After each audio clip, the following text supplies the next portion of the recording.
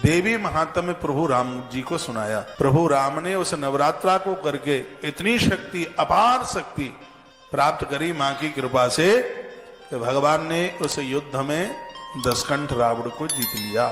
ये मां की बहुत बड़ी कृपा थी। इसलिए मैं कहता हूं 4 नवरात्रा पढ़ते हैं, इसको मन छोड़िए। 2 गुप्त नवरात्राएं माघ और आषाढ़, अब के बाद 10 फरवरी से 18 फरवरी तक ये गुप्त नवरात्रा, जिसमें गोपनीय संकल्प पूरे हो जाते हैं। कालका पुराण में वर्णन है कि गुप्त बीमारियां समाप्त हो जाती हैं। तो ये गुप्त नवरात्रा का बहुत बड़ा महात्म्य है, बहुत बड़ी महिमा है। यथाशक्ति प्रकृतव्य नियमो व्रत हेतवे पश्चात पूजा प्रकृतव्य विधि वस्त्र मंत्र पूर्वक। इसमें वर्णन है कि जो भी कोई संकल्प आप ले रहे हैं, इसमें वर्णन किया है। कहीं आप ये कह दें कहीं कि मुझे इतने पाठ करने हैं, भगवान को कहिए कि प्रभु आप जितने करा दो, माता जी आप जितने करा दें उतने हम कर लेंगे। जितना बोला है यदि उतना नहीं हो पाएगा तो फिर उसमें अपराध लग जाएगा, फिर उसमें अपराध लग जाएगा। इसलिए यथाशक्ति यथाश्रद्धा संकल्प में आचार्य लोग बुलवाते हैं।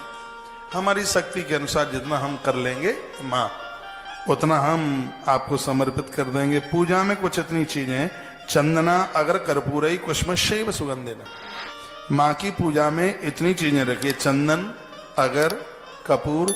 माँ नवरात्रा का अनुष्ठान कपूर के बिना पूरा नहीं होता। सबसे ज्यादा कपूर है माँ के ही अनुष्ठान में चलता है। उसमें कपूर है, चंदन है, अगर है, मंदार, अकौआ, आक का पत्ता। आक बहुत ध्यान से सुनिएगा। अकौआ आप जानते हैं आक? इसको अंदर से उधेड़ दें तो इसमें से रुई सी निकलती है। देखा आपने कभी? अकौए में से अंदर से रुई निकलती है। उस रुई की बड़ी करामात है।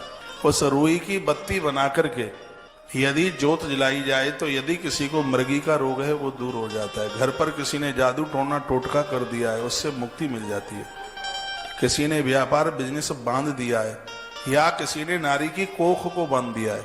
कभी कभी नारी को मेडिकल कोई प्रॉब्लम नहीं होती, ये दुनिया के घटिया लोग नारी की कोख को बांध देते हैं जिससे संतान नहीं हो पाती। तो अकौआ के अंदर जो रुई सी होती है, अकौआ का एक फूल होता है, जब उसको ऐसे उधेड़ते हैं तो उसमें से रुई निकलती है। तो उस रुई की बत्ती बनाकर इसको चमेली के तेल में इसको जलाया जाता है। इसको तो इसके द्वारा किसी ने जादू टोना टोटका और ऐसा धारा उठाया, ऐसा कुछ कर दिया है, इस सबसे मुक्ति हो जाती है। अकौए के पत्ते की माला हनुमान जी को पहनाते हैं। पीपल के पत्तों की माला हनुमान जी को पहनाते हैं। तुलसी के पत्तों की माला हनुमान जी को पहनाते हैं। अकौए के पत्ते की माला बजरंगी को पहनाई जाती है।